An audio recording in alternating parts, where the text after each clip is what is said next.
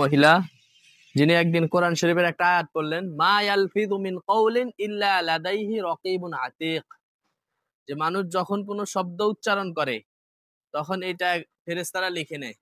প্রত্যেকটা শব্দের আল্লাহ তাআলার কাছে কি দিতে হবে? হিসাব দিতে হবে যে এই কথাটা ভালো কথা না খারাপ কথা। ভালো কথা হইলে তো সওয়াব পাবে, খারাপ কথা হইলে এটার জন্য পাকড়াও করা হবে। এই আয়াত পড়ার পরে 20 বছর যাবত সেই মহিলা কোরআনের আয়াতের বাইরে কোনো কথা বলে নাই।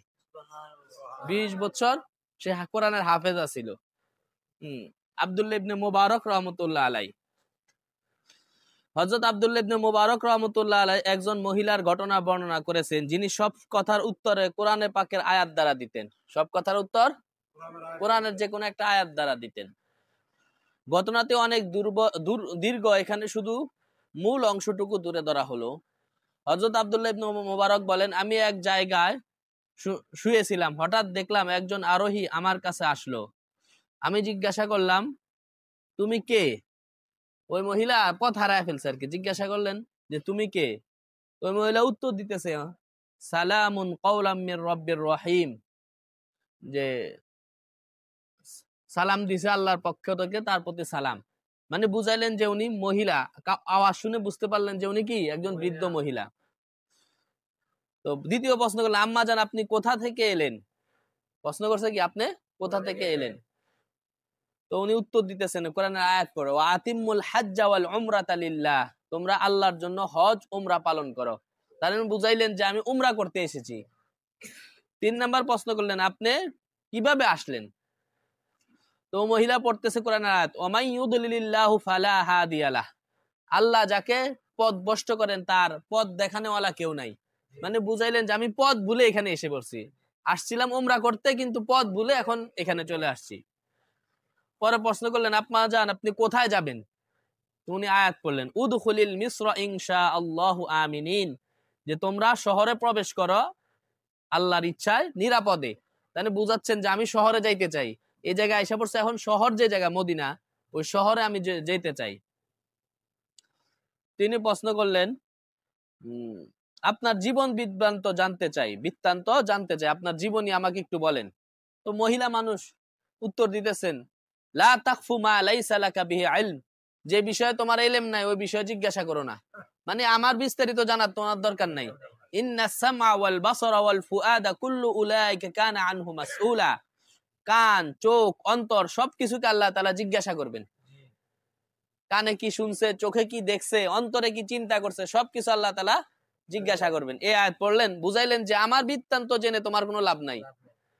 এরপর জিজ্ঞাসা করলেন, ও এই আয়াত দ্বারা বুঝালেন যে বিদ্যা আমার সাথে কোনো কথা বলতে চাচ্ছেন না। এরপর আমি কিছু কবিতা আবৃত্তি করতে আরম্ভ করলাম। ইমাম আব্দুল্লাহ ইবনে মুবারক, ইমাম বুখারীর উস্তাদ, তখন বিদ্যা কোরআনের এই আয়াত তেলাওয়াত করলেন, ফাকরাউ মা তায়াসসারা মিনাল কুরআন, কোরআনের যে জায়গা থেকে তোমার সহজ লাগে ওই জায়গা থেকে পড়ো। মানে বুঝালেন কবিতা পড়ে লাভ নাই, আব্দুল্লাহ ইবনে মুবারক কোরআন শরীফ তেলাওয়াত করো। তুমি কি এর কবিতা পড়তেছো? কবিতা পড়লে কি লাভ আছে কোনো? কোরআন পড়লে প্রতি হরফে কমপক্ষে 10 নেকি, কমপক্ষে 10 নেকি। ওযু সহ পড়লে 25 নেকি। নামাজের মধ্যে পড়লে প্রতি হরফে 100 নেকি। সুবহানাল্লাহ। তাহলে এই কোরআন পড়ো, তুমি এই কবিতা পড়তেছো কেন? তো উনি বুঝালেন যে কোরআন তেলাওয়াত করা উচিত, কবিতা না পড়ে। তখন আমি কোরআন তেলাওয়াত করতে শুরু করলাম। এরপরে উনি জিজ্ঞাসা করলেন, এখানে আপনার কে আছে? তো মহিলা কোরআনে আয়াত পড়তেছে, আল মাল ওয়াল বানুনা জিনাতাল হায়াতিদ দুনিয়া, মাল সন্তান এটা হচ্ছে দুনিয়ার সৌন্দর্য। এটা কি দুনিয়ার সৌন্দর্য।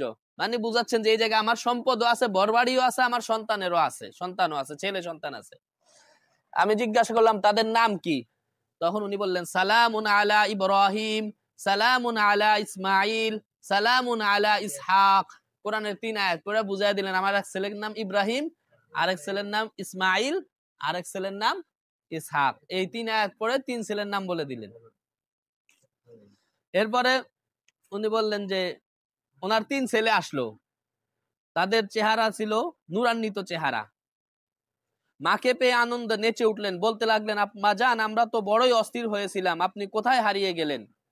তাদের মা বললেন, ওয়ায়ুতঈমুনা আত-তুআমা আলা হুব্বিহি মিসকিনাও ওয়া ইয়াতীমাও ওয়া আসীরা, মানে বুঝাইলেন যে তারা আল্লাহর জন্য মিসকিন গরিব অসহায়কে খাবার খাওয়ায়। এই আয়াত পড়ে বুঝাইলেন যে আমার সাথে যে মুসাফির আসছে তাকে তোমরা একটু মেহমানদারি করো। কোরআন আয়াত পড়ে বলছেন। পরে আব্দুল্লাহ ইবনে মুবারক বললেন যে না আমি খাবো না। কি বলছেন? আমি খাবো না। উনি কোরআনে আরেক আয়াত পড়ছেন, কত সুন্দর ঘটনা। ইন্নামা নুতঈমুকুম লিওয়াজহিল্লাহ, আছে না? ইন্নামা নুতঈমুকুম লিওয়াজহিল্লাহ, আমি তো আল্লাহর জন্য তোমাকে খাওয়াইতে চাইতেছি, তুমি না করো কেন? তো উনি খানা খাইলেন। খানা খাওয়ার পর আব্দুল্লাহ ইবনে মুবারক যখন চলে যাইতেছেন, মানে চলে যাবেন খানা শেষ, তখন উনি আরেক আয়াত পড়লেন, ইন্না হাযা কানা লাকুম জাযাআও ওয়া কানা সা'য়ুকুম মাশকুরা।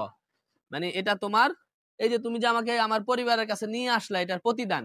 ইন্না হাযা কানা লাকুম জাযাআন, এটা আল্লাহ তাআলা মূলত জান্নাতীদেরকে বলবেন যে এটা তোমাদের, এই যে জান্নাতে আসছো, এটা হচ্ছে আজকে তোমাদের নেক আমলের প্রতিদান। ওয়া কানা সা'য়ুকুম মাশকুরা, আর দুনিয়াতে তোমাদের চেষ্টা সব আল্লাহর কাছে গৃহীত হয়েছে। তোমরা যত কষ্ট করছো দুনিয়াতে একটাও বিফলে যায় নাই। এই আয়াতটা আল্লাহ তাআলা কাদেরকে বলবেন? জান্নাতীদেরকে বলবেন। ওই আয়াতটা পরে বলতেছে, বুঝাইতেছেন যে এই যে তুমি আমাকে কষ্ট করে এই পর্যন্ত নিয়ে আসছো, এই খানা খাওয়াইলাম, মেহমানদারি করলাম, এটা কেন?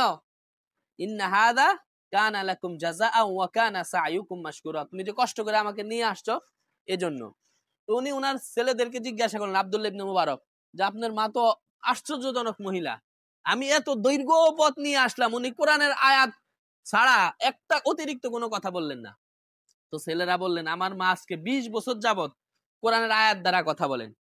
কোন কথা বললে কি বলেন? কোরআনের আয়াত দ্বারা কথা বলেন। ওই যে ওই আয়াত পড়ার পরে, মা ইয়ালফিযু মিন কাউলিন ইল্লা লাদাইহি রাকিবুন আতীদ, যে কথাই উচ্চারণ করে ওটা ফেরেশতা লিখে রাখে। এই আয়াত পড়ার পরে আমার আম্মা 20 বছর যাবত কোরআনের আয়াতের বাইরে কোনো কথা বলেন নাই। কি পরিমাণ মানে কোরআনের উপর তাদের কি ছিল, মানে জ্ঞান ছিল, কোরআন মুখস্থ ছিল। একজন বৃদ্ধ মহিলা, তাও কি একজন বৃদ্ধ মহিলা। এর আগে একটা ঘটনা আছে, এক বৃদ্ধ মহিলা হাজ্জাজ বিন ইউসুফ একজন বড় জালেম ছিল। হাজ্জাজ বিন ইউসুফ অনেক বড় জালেম শাসক ছিল, অনেক বড় বড় হাফেজ আলেম তাবেঈনদেরকে সে হত্যা করছে। তো একদিন ওই বৃদ্ধ মহিলার ছেলেকে ধরে নিয়ে আসছে, এখন তাকে ফাঁসি দিয়ে দিবে। কারণ বৃদ্ধ মহিলা আসছে, আয়সা বলছে, হাজ্জাজ তুমি যদি অন্যায় ভাবে আমার ছেলেকে শাস্তি দাও, আমার ছেলেকে যদি হত্যা করো, তাহলে আল্লাহ তাআলা তোমাকে এই পৃথিবীকে নিশ্চিহ্ন করে দিবেন। যেরকম কোরআনের 15 পারার মধ্যে কাল্লা শব্দকে আল্লাহ তাআলা উঠাইয়া দিবেন, তোমাকে আল্লাহ তাআলা এই পৃথিবীকে থেকে উঠাইয়া দিবেন। হাজ্জাজ বিন ইউসুফ শাসক জালেম, কিন্তু সে কোরআনে হাফেজ ছিল। সাথে সাথে পুরা কোরআন শরীফ পড়া শুরু করছে। 15 পারা বনি ইসরাইল 15 পারা পড়ে দেখে সত্যি 15 পারার মধ্যে কাল্লা শব্দ কোনো জায়গায় নাই। কোনো জায়গায় কি নাই? কাল্লা শব্দটা নাই। এরপরে আছে কাল্লা, 16 পারা থেকে আছে। পরে সে বিদ্যারে বলতেছে মহিলারা, যদি আজকে কাল্লা শব্দ পাইতাম তোমার আজকে খবর আছিল। পরে দেখেন যে না, মহিলার কথাই সত্য। 15 পারার মধ্যে আল্লাহ তাআলা কোনো জায়গায় কি বলেন নাই? কাল্লা বলেন নাই।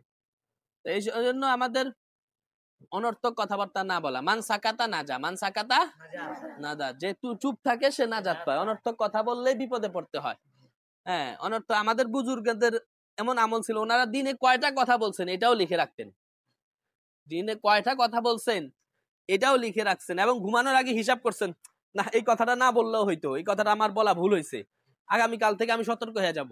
এভাবে ওনারা দিনে কতটা কথা বলছেন এভাবে হিসাব করে করে কথা বলতেন। এবং আবু বকর রাদিয়াল্লাহু তাআলা ওনার জিহ্বা টানতেছেন একদিন, এভাবে জিহ্বা টানে বলতেছেন, এই জিহ্বার কারণে আমি অনেক জায়গায় অপমানিত হয়েছি। এই জিহ্বা আমাকে অনেক জায়গায় এমন কথা বলে ফেলছে এই জিহ্বা দিয়ে, যার কারণে ওটা না বললেও চলতো। এজন্য হাদিসে আসছে অনর্থক কথা ছেড়ে দেওয়া, এটা হচ্ছে মুমিনের ইমানের সৌন্দর্য, ইসলামের সৌন্দর্য।